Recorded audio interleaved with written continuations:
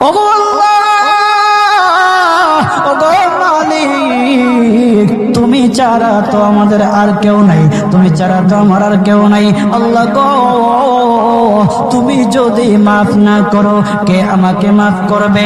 তুমি যদি মাফ না করো কে আমাকে মাফ করবে? তুমি যদি আমাকে মাফ করো তাহলে তোমার কোনো দিকে কমবে না, তুমি যদি আমাকে মাফ না করো তোমার কোনো দিকে বাড়বে না।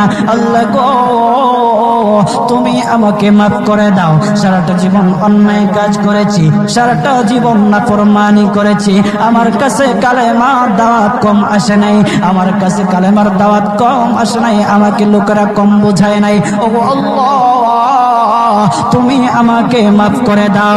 মাফ না করলে কোথায় যাব, কার কাছে যাব?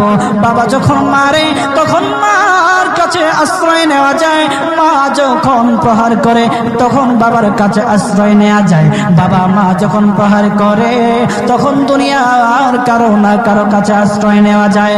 ও আল্লাহ,